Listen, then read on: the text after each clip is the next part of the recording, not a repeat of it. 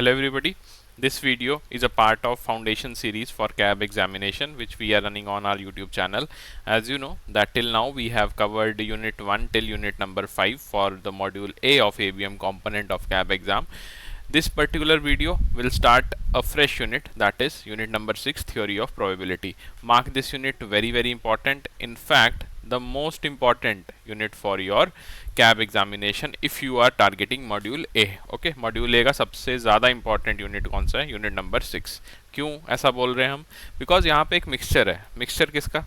Formulas का and आपके theories का. Various theoretical concepts are there and formulas are also there. और beauty क्या है इस चैप्टर की, आपके पास जो बैंकिंग इंडस्ट्री है उसके अंदर जैसे क्रेडिट रिस्क आती है ना, क्रेडिट रिस्क एक है, वैल्यू एट रिस्क है, तो उन कॉन्सेप्ट्स को भी वाया थ्योरी ऑफ प्रोबेबिलिटी समझाया गया है. तो this makes it a very interesting yet somewhat challenging unit you can say. Fine, but we will try कि ब्रेक डाउन करें जो भी टॉपिक्स हैं उन्हें और आपको अच्छे से समझ में आए ये topic. And also let me remind you that in order to help you out we have launched our CAB 2024 master course wherein you will be getting ABM, BFM, ABFM and BRBL components of CAB examination. सारे के सारे जो भी compulsory subjects हैं उनके आपको video lectures मिलेंगे, 400 plus concept classes. Along with that practice के लिए आपको chapter wise test और full length mocks भी provided हैं. अभी 4th of November से we will be starting the live classes also. So my advice would be, अगर अभी तक preparation आपने start नहीं की है या फिर आपको लग रहा है कि एक push चाहिए मुझे अपने examination preparation के लिए, तो I would recommend that you join this particular course so that इतना जो हमारे पास अभी टाइम बचा हुआ है उसके अंदर हम जल्दी से अपने कॉन्सेप्ट्स जो हैं वो भी रिवाइज कर लें, प्लस उन पे बेस्ड जो भी क्वेश्चंस हैं वो भी हम कर पाएँ. फाइन, अभी के लिए we are running various discounts on our website for this particular course, so do check it out on the website and enroll in the course if you find the content useful. Topic पे आते हैं आज के, that is theory of probability के अंदर probability होता क्या है, थ्योरी ऑफ प्रोबेबिलिटी.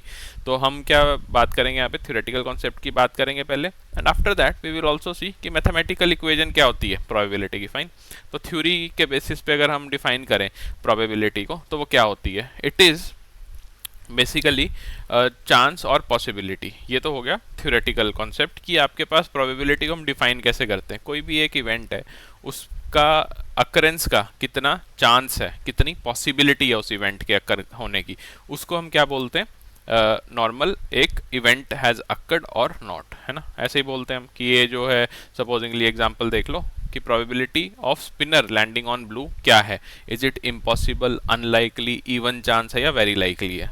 ऐसे तो हम ये बोलते हैं इसको कि इम्पॉसिबल इवेंट है, ये तो अनलाइकली इवेंट है, ये इवन चांस वाला इवेंट है या वेरी लाइकली चांस वाला इवेंट है. बट अगर मैं इस सारे थ्योरेटिकल वर्ड्स को, इन सभी थ्योरेटिकल वर्ड्स को एक नंबर प्रोवाइड कर दूं कि सपोजिंगली यहाँ पे आपके पास जो चांस है वो 0 है नंबर के फॉर्म में, यहाँ पे चांस कितना है आपका, इट इज़ 2/6, यहाँ पे कितना है, इट इज़ 3/6 और यहाँ पे चांस कितना है, 5/6. तो ये जो न्यूमेरिकल या फिर आप बोल सकते हो न्यूमेरिक वैल्यू मैंने प्रोवाइड करी है इन चांसेस को, this particular concept is known as probability. Fine, तो द चांस और possibility of an event happening is a theoretical concept for the probability, and if we give a numerical measure to that particular chance then we say कि हम probability की directly बात कर रहे हैं. Fine, यहाँ पे एग्जाम्पल के तौर पे ये समझ लिया हमने. अब एक और एग्जाम्पल देखते हैं. Suppose it says that 60% chance that rain में अक्कर इन दिस वीकेंड, तो 60% और 0.6 is called the probability of raining. ठीक है, ये आपने बोल दिया. दो स्टेटमेंट हम देखते हैं, देखो स्टेटमेंट 1 एंड स्टेटमेंट 2. अगर स्टेटमेंट 1 में मैं ये बोलता हूँ कि today rain will happen, there is a chance कि रेन होगी, और दूसरा स्टेटमेंट है उसमें मैं बोलूँ कि there is 60% chance, fine, there is 60% possibility कि रेन होगी. तो यहाँ पे तो आपने क्या बताया, एक इनडेफिनेट इवेंट है आपके पास कि जो उसका चांस है हमें डायरेक्टली पता नहीं है कि कितना है. यहाँ पे वी आर डेफिनेट. ठीक है, इससे तो स्टेटमेंट 1 से तो हम बेटर सिचुएशन में डिफाइन करने के कि हमारे पास 60% पॉसिबिलिटी है. तो फर्स्ट वाला क्या होएगा, it is just a chance, it is just an occurrence, और सेकंड वाला क्या होएगा, it is the probability which we are talking about. ठीक है, तो प्रोबेबिलिटी की जब भी बात होएगी हमें नंबर्स की बात करनी है. मैथमेटिकल डेफिनेशन देख लेते हैं which is very important for our exam. अगर एक सैम्पल स्पेस एस है और एक रैंडम एक्सपेरिमेंट हमने कंडक्ट किया जिसमें which consist of N equally likely exhaustive and mutually exclusive sample points.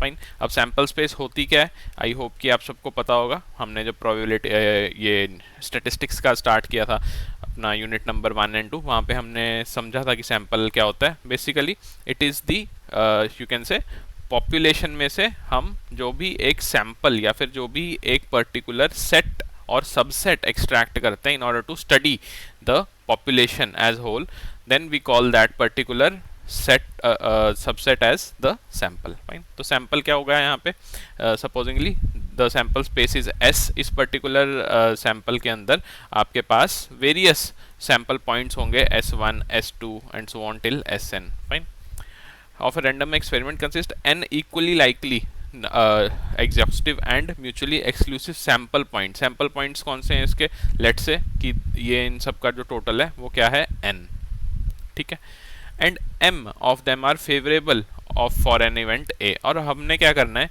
इस पर्टिकुलर सैंपल स्पेस के जो सैंपल पॉइंट्स हैं यहाँ से हमें ये डिफाइन करना है कि एक पर्टिकुलर इवेंट जो है, एक पर्टिकुलर इवेंट लेट से उसका नाम क्या है a, कोई एक इवेंट है जिसका नाम हमने ए रख दिया, इसमें कितने सारे पॉइंट्स हैं इस पर्टिकुलर सैंपल n में से, n नंबर ऑफ सैंपल में से कितने ऐसे पॉइंट्स हैं जो कि इवेंट ए को फेवर कर रहे हैं, वो हमने बोल दिया कितने m। फाइन, तो प्रोबेबिलिटी कैसे डिफाइन करेंगे, तो हम कैसे डिफाइन करते हैं, सबसे पहले डिस्क्रिप्शन कैसे होती है इसकी, p ब्रैकेट में a, probability that event a will happen, this event will happen is equal to what, number of sample points in a, वो कितने हैं m, and divided by number of sample point in s में कितने नंबर हैं, they are total n। Fine, तो m divided by n will be the probability that event a will occur. तो इससे आप अगर थोड़ा सा विजुअलाइज करके देखो, हम प्रोबेबिलिटी को हमेशा एक बेंचमार्क के थ्रू ही डिफाइन करते हैं। अगर हमारे पास ये n वाला नंबर ना हो और मैं सिंपली आपको बोलूं कि इसकी प्रोबेबिलिटी बताओ इस पॉपुलेशन के थ्रू, तो वी कैन नॉट से फॉर सर्टन कि हाँ इतनी आपकी प्रोबेबिलिटी होगी। तो हमेशा जो बेंचमार्क है वो क्या होगा, एक सैंपल। फाइन, तो सैंपल आपके पास होना चाहिए अगर हम प्रोबेबिलिटी की बात कर रहे हैं। डिनोट कैसे करते हैं इसको, n ब्रैकेट में a और इसको n ब्रैकेट में s, नंबर जो टोटल नंबर है उसको हम ऐसे डिनोट करते हैं, और जो इवेंट है जो हमने मेजर करना है बेसिकली उसमें कितने नंबर ऑफ पॉइंट्स हैं, that is n bracket a। Fine, तो प्रोबेबिलिटी की जो रेंज होती है ये भी आपको पता होनी चाहिए, इट वेरीज बिटवीन 0 to 1, ना 1 से ज़्यादा होती है और ना 0 से कम, मतलब नेगेटिव प्रोबेबिलिटी जैसा कुछ नहीं होता है, पॉजिटिव ही रहता है, और पॉजिटिव भी कहाँ तक, 1 तक। फाइन, तो यू कैन से 0 till +1, यही आपकी रेंज है जिसके अंदर प्रोबेबिलिटी आएगी। तो ये आपके कुछ कैरेक्टरिस्टिक्स हैं, थ्योरेटिकल कॉन्सेप्ट हैं जो यूज़ हो सकते हैं along with the mathematical definition of probability.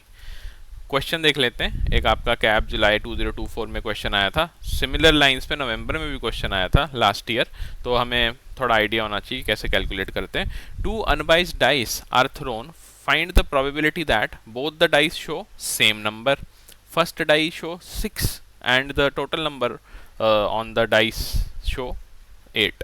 तो क्या पूछ रहे हैं इसमें कि दो डाइस हैं, डाइस आपको पता ही है कि क्या होती हैं, जो हम लूडो गेम खेलते हैं उसके अंदर जो हम यूज़ करते हैं वो, तो उसके अंदर क्या देखा है आपने, उसमें नंबर कितने होते हैं, 1 2 3 4 5 एंड 6, यही नंबर आते हैं उस पर अलग अलग फेजेस में, उसके क्यूब होता है ना, वो जो क्यूब होता है ये वाला, इसमें 6 फेसेस हैं और सब पे एक पे 1 होता है, 2 होता है, 3 होता है, 4 होता है, 5 होता है, 6 होता है, ऐसे ही होता है। तो ऐसे हमने दो फेंके, दो जो है उसको रोल करा, दो डाइस को हमने रोल करा, तो पॉसिबल आउटकम्स हमारे पास क्या आएंगी, स्टेप 1 वो होएगा।